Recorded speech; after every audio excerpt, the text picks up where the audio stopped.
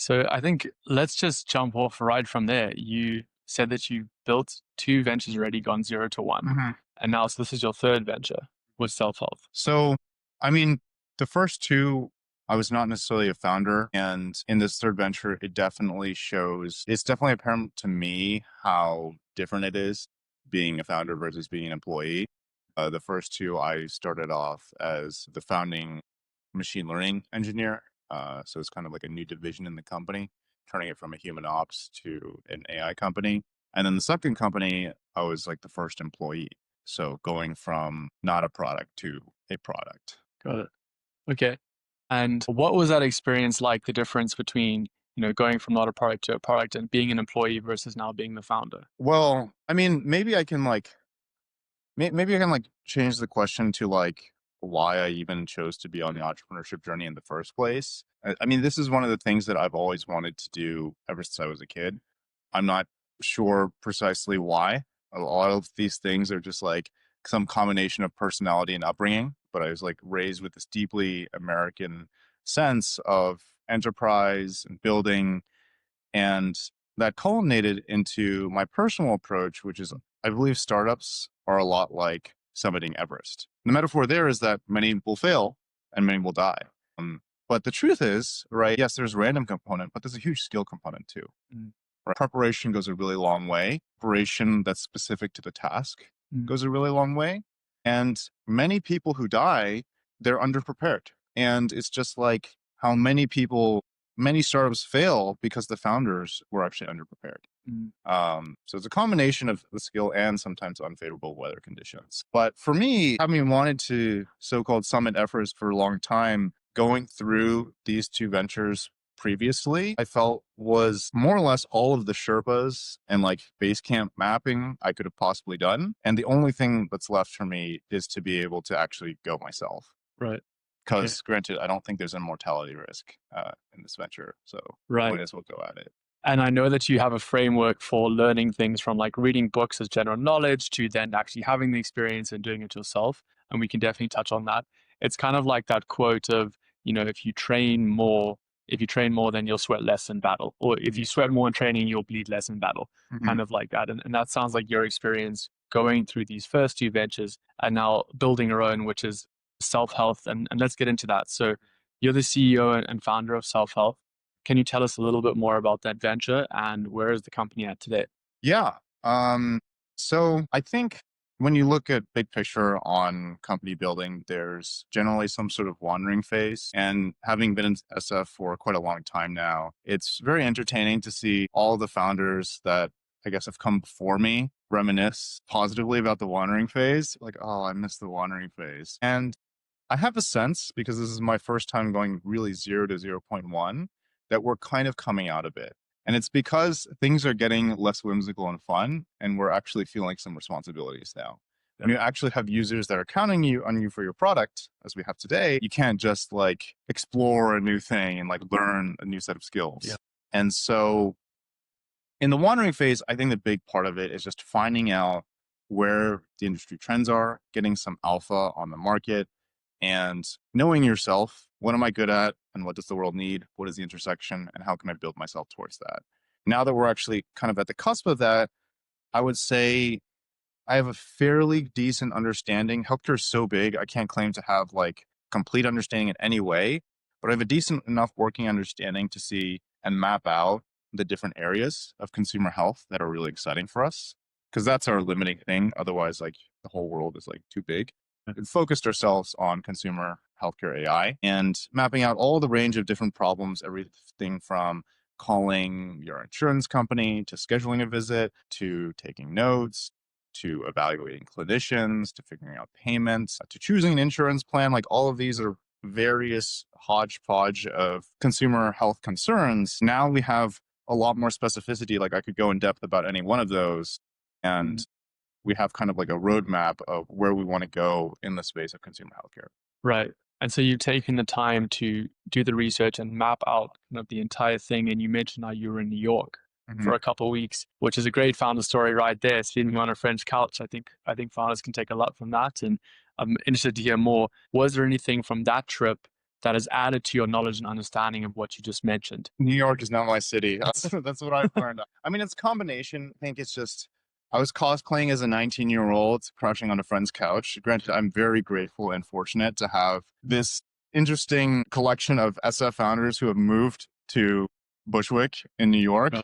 and just like hanging out with them, which is again great. But at the same time, sleep and mental acuity are so important. And having the space to think, especially when you're dialed in Mm. 24/7. Essentially, my time in New York was all spent on patient care. I would go out to Brooklyn to crash on the couch. I'd go into Chelsea to take care of my friend and essentially shadow him almost 24/7, just sans sleep, right? And documenting every single part of his journey from visiting the doctor to getting meds to calling insurance to fighting with the billing departments, to consolidating health records, everything. And so would I recommend it to other founders? Yes, like, yeah, like you have to do things that are strange and people would otherwise not be able to do or not willing to do. But would I necessarily recommend that? It's like, yeah, it's unpleasant, but I don't like the idea of like performative unpleasantness. It didn't have to be unpleasant, right? Got it. If I was able to plan it better, it was so serendipitous. It was like, if I was able to plan it better, I would probably get a sublet in Manhattan proper. But sometimes the opportunities come to you so quickly that you just have to jump on them. It was a serendipitous meeting where because the sick people like to hide too. And so a serendipitous meeting where I met my friend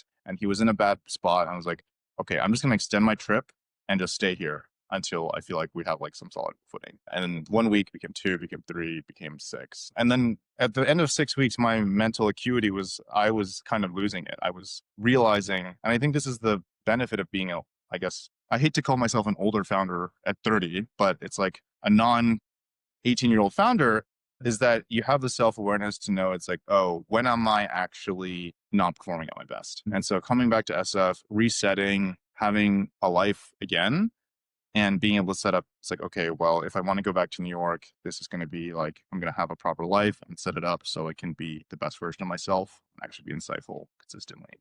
Yeah.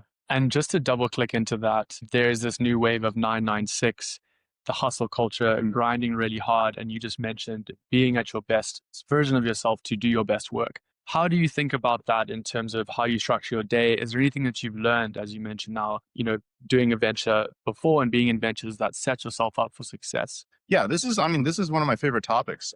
I think self-achievement and ambition is hinged on doing more. I forget the book, but there's this feeling that in order to do great things, you have to be a great person. And to be a great person, need to have an immense amount of energy to do a lot more things. The truth is, like, if you're chronically fatigued, it's hard to do anything. And so thematically, yes, setting myself up, and it's all self-discovery. Obviously, there are basics like sleeping, eating habits, right? But even then, there's nuance. Only recently, literally this month, I realized that I probably have some form of hereditary narcolepsy. So figuring out how to deal with it's like, okay, that means I have to be extra diligent on my sleep hygiene, and that randomly falling asleep in the middle of the day is actually something that I shouldn't be fighting so much, and as a key part of me. I've been fighting it for like 20 years, right? So I'm fairly good at it. But with that new self-awareness, right, one needs to figure out what are the unique things about me with my sleep schedule, my eating habits. I have a friend who recently found out they have celiac disease and they're like 25, right? It's like, it's not something they expected, but like by uncovering that, now suddenly they're performing at a higher level, right? And so I think taking a moment to really respect yourself and be self-aware, it's like when, like asking the question, this is true of anything, work, relationships, anything.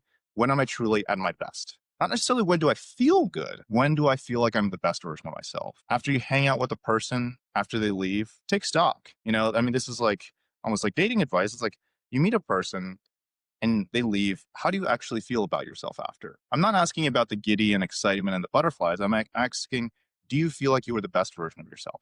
And it applies at work too. It's like when you come to work every morning, you wake up and you get through the day and you come home, it's like, was that actually, it's like, yeah, I was the best version of myself. And so again, I can't give specific advice because it's different for every person, but universally, that is the most important question, I believe. Yeah. And you mentioned building a startup is like hiking Mount Everest.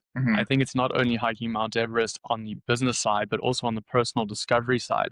because you need to figure out along the way, what are these things that give me energy, which don't, which parts of the business do I enjoy, which don't, and figure out all those little nuances, like you mentioned, to get the perfect combination so that you are actually at your best self every day to deliver this value. Yeah, totally. I think it's accumulation of things, right? But I think self-awareness is by far the most powerful thing.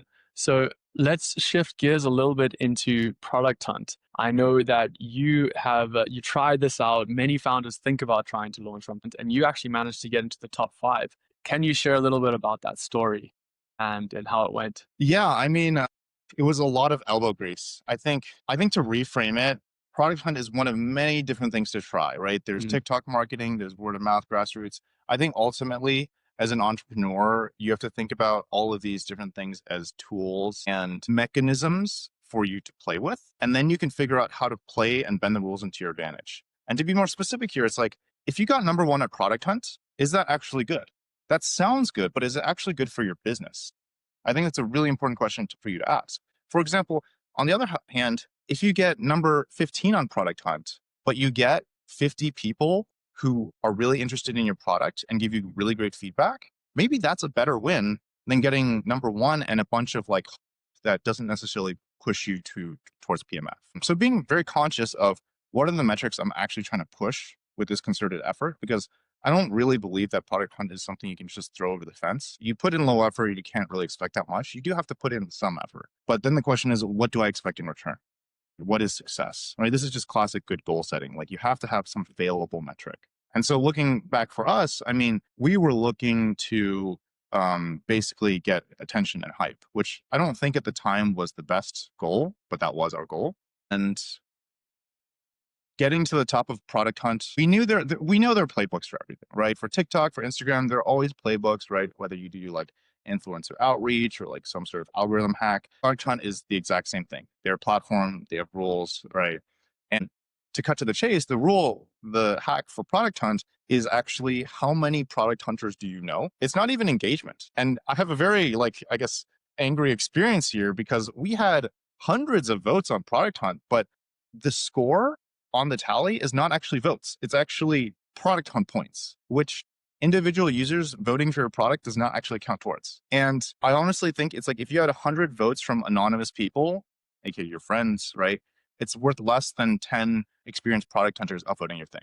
I see. And that alone, like they'll assign like extra bonus arbitrary points. So that was like very infuriating to learn in real time because we were having people, it's like, oh, I voted for your product. And we saw the score actually go down as people voted for our thing. But to get to number 5 at the same time, like it was a factor of literally calling and texting every single person I knew.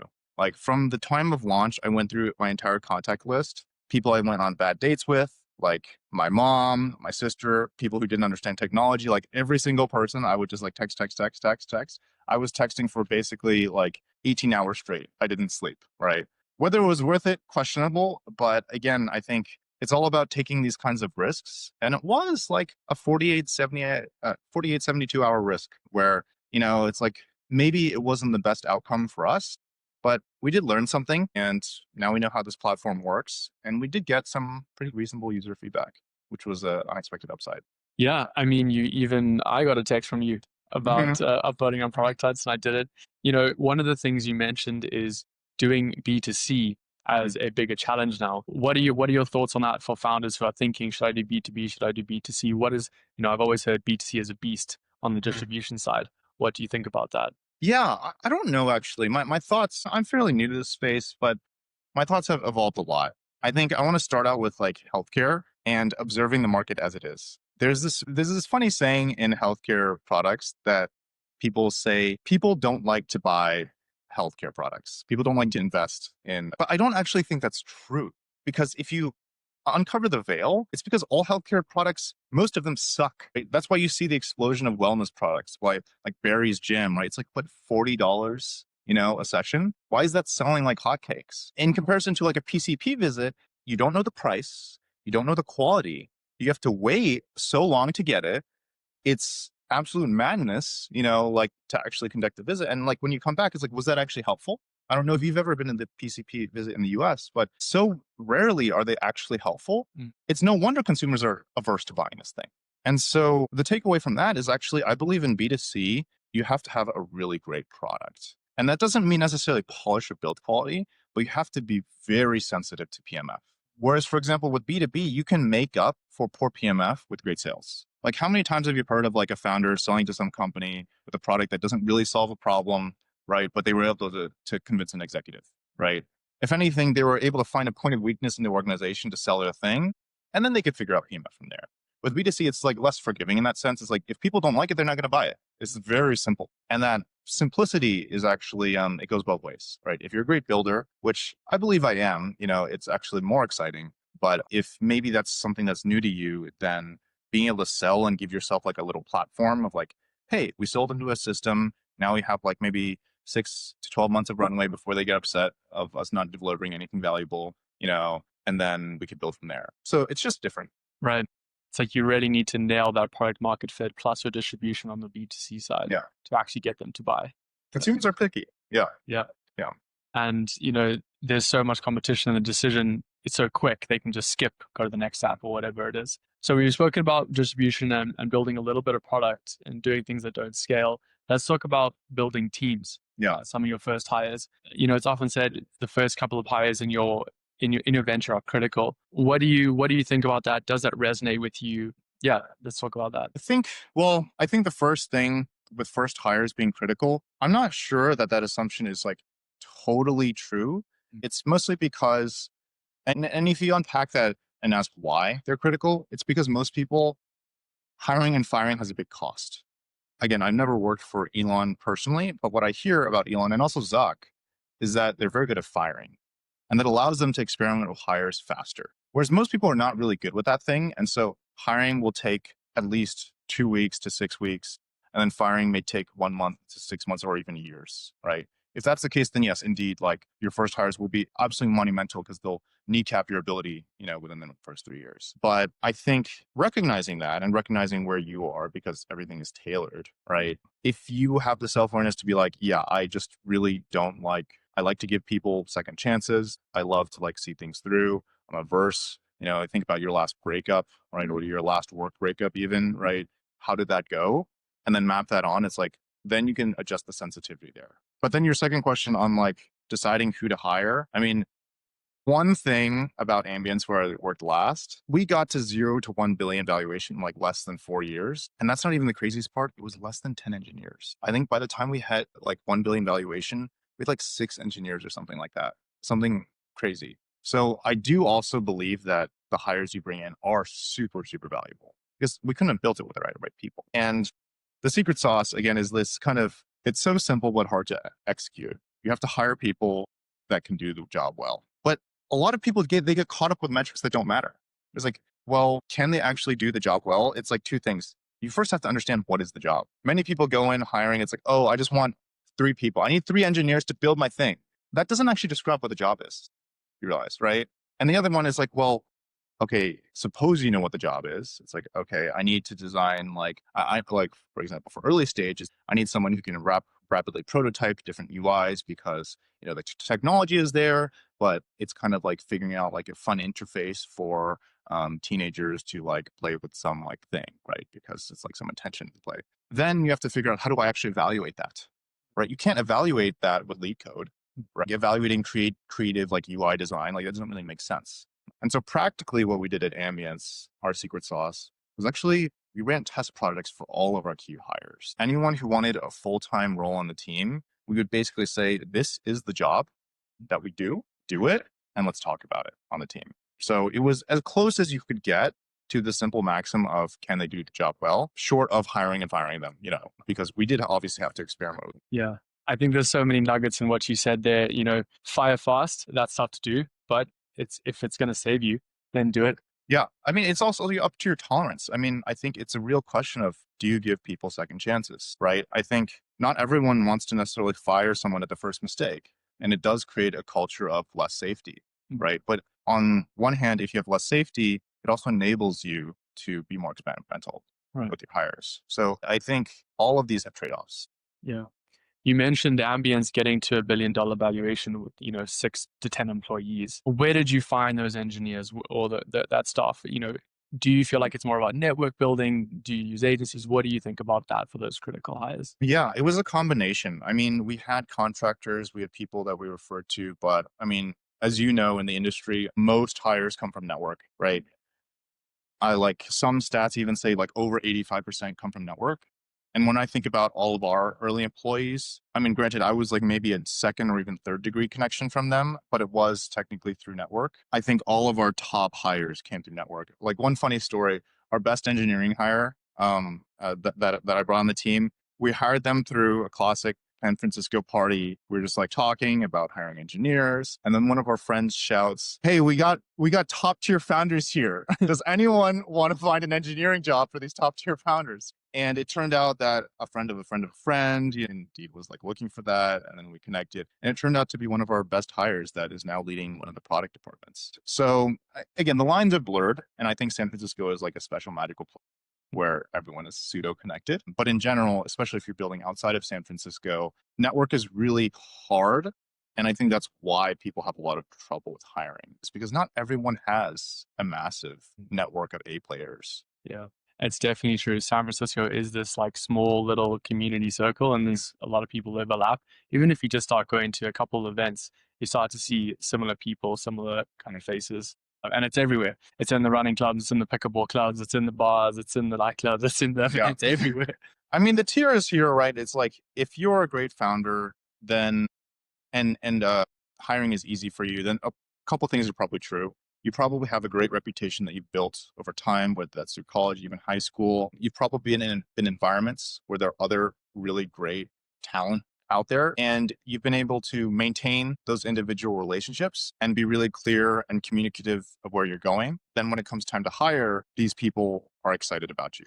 Like I feel like one metric of like if you can actually do this kind of network hiring really well is if people have consistently told you throughout your life, I'd be excited to work with you. Now, granted, not everyone has that, and that doesn't prevent you from building a company, right? But it's kind of like a metric of how strong is my network actually, right? Because we've had some great hires come out of network as well, right? And that's the whole point of a recruiting function. But as you know, in a startup, building a recruiting function, that's a whole department, right? It's work. It's doing cold outbound. It's much more evaluative, right? You have to do a lot more kind of loops to evaluate people that are completely out of network. And so it's a huge advantage to not have to spin up a hiring department or function within your company. This question might be a bit left field, but say that you found someone at a networking event or something, and then you were going to give them that kind of work trial assessment for self-help for the job. Just out of interest, what would that look like? What would you put them through? So I think that's the thing. Every job actually gets its own test project. It's a lot of work, but it saves you so much down the line. One of my favorite books is First Break All the Rules. And one of the lines, there's so many nuggets, but one of the lines is that really great performers, their performance is actually highly dictated by the environment they're in. And so for them to do great work in a different company does not necessarily translate to doing great work in your company. You see this all the time, like Silicon Valley will coach like insane talent from another company, bring it in, and then nothing happens. It's because the ecosystem matters a lot. And so in the test project, you have to engineer, well, who is this person going to be communicating to for the test project? Like, is that going to be email thread? Do we bring them in a Slack? Sometimes we even bring them in as consultants first. It's like, hey, can you like solve this like problem for us? We're having an issue with the audio recording mechanics on Chrome. We'll pay you like some rate and then see how that working relationship is. Right. Because the vast majority of times after maybe like 20 hours of consulting, you have a sense of like, I want to work with this person more. And that's honestly, I think the best glide path for a hire if you can make it happen. So it sounds like there's a lot of similarities between this and dating. It's like you're basically doing like a first date and then you're trying to see if it's going to go on. Yeah. I mean, the general principle there is just calibration and being radiated, right? I think if you put on too much risk too early, then bad things can happen. Okay. Yeah, no, I really, really like that. I mean, it's a really interesting point to be like, okay, well, instead of just taking you through the traditional hiring funnel, resume screening, we're going to talk to you culture fit. Let's get your hands dirty a little bit. Let's get you on us to a work trial. I really like that. We're talking about many things. Let's talk about one other thing that you've tried, TikTok marketing. I know that you've previously tried hiring a couple of people, and it's something that we've spoken about, trying to crack that TikTok algorithm. What do you think about that now, having tried it and having hired people to help you with that? Yeah. I think the first off is like when I tried TikTok marketing, I don't think I was particularly successful. So this is a failure story. We spend somewhere on the order of like $25,000 in 6 weeks and don't have too much to show for it other than a couple of lessons. And so I think it goes back to the product hunt idea of what is it actually that you're trying to achieve? What is success? Because again, engagement, likes, follows, views, like what does that actually give you? If you look at the distribution of TikTokers, the vast majority of them have less than like 1 million followers. And all of these people in the kind of 100K to 1 million follower range, these micro influencers, so to speak, they actually struggle monetizing by and far, right? Not all of them, but by and far. And so it just kind of tells you, it's like, well, unless you're already at the 1%, 0.1%, which is hard to bet on, right? Especially if you're a startup operator, right? Trying to do this not as your primary thing. Getting attention for the sake of attention does not necessarily translate to strengthening your business. And I think the key thing is what kind of attention are you getting?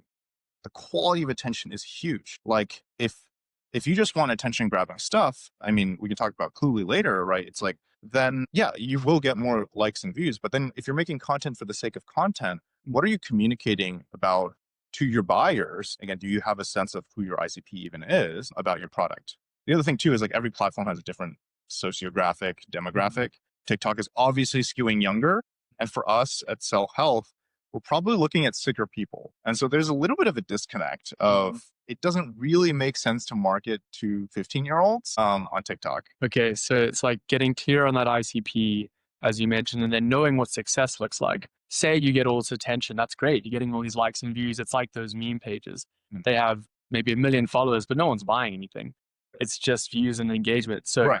defining success first of what you want. Yeah, I think precisely. I think the other thing too that's really hard if you're like working out of SF is that SF is such a trendy bubble that all the things that you think about, it's hard to escape the thought loop. And to be specific, when I was in New York for 6 weeks, the Friend AI campaign was running. It was plastered all throughout the subway. But what's funny is like, despite being absolutely ubiquitous throughout the entire city, if you actually asked anyone on the street what it was, nobody could tell you. I don't know what it is. That sounds stupid. Like they completely missed the actual connection to people that marketing is trying to do. And I feel like New York is a great test for what does the mainstream actually think about your product. There's this really great book called Crossing the Chasm. It basically divides people into different segments. In San Francisco, you're going to get your early adopter segment. In New York, you're going to get what real people actually think. Yeah, the amount of public defacement and negative sentiment was insane. Again, not to say that that's foreboding of what's to come. It's just to say that it's not there yet. There's still a long way to go before mainstream adoption. There needs to be a fundamental different product to attract those different users. So do you feel we're in an AI bubble? I think for sure. I think that's very obvious that we're at some kind of disproportionate value like we had in the dot-com boom. But I like to question if that's even the most important question to ask. Maybe for a venture capitalist, it's like, oh, I should be more careful. But I think the reality is like we have really great technology that can change the world. And as builders, right, let's take the technology and improve things. Even if, this is a bubble, even if things collapse, the nature of technology is that once it's invented, it's out there, right? And so I really don't see the relevancy of like, it's just so easy to get caught up as a builder and like, oh, X raised this much money and then X is doing Y and Z. It's like, well, find problems and solve them, right? It's really hard to focus on that. Yeah, hard enough to focus as it is. Yes. Don't like just put aside the noise and kind of keep building. Yeah, exactly. And I mean, I see. Well, yeah, when I think about like the TikTok thing, I do believe that, for example, Cluely, is Cluely even still a thing in San Francisco? Or have they already like... I think they had quite a peak. I'm not sure if, yeah, like, they definitely had a peak. But I think like Chungin has like that pretty good article on the market efficiency of followers and attention. Is like, if you put out good content, then yes, like you'll probably get the right level of engagement. And so there is value and a skill there to be had. But I think the key question there again is, what is your actual goal and what are you actually trying to get, right? Because I think about product building is like, it's kind of like a rectangle. What's underappreciated is the coordination between go-to-market and product building. You have to kind of talk with your users out in the market a little bit and then build your product. And these have to kind of coordinate. You're adjusting your ICP and building your product at the same time. Right. Yeah. It's like a continual feedback loop. Yeah. Yeah. So I know that you brought a lot of notes to this. Mhm. Thank you so much for preparing so well. Is there anything else that you want to talk about that you haven't covered yet?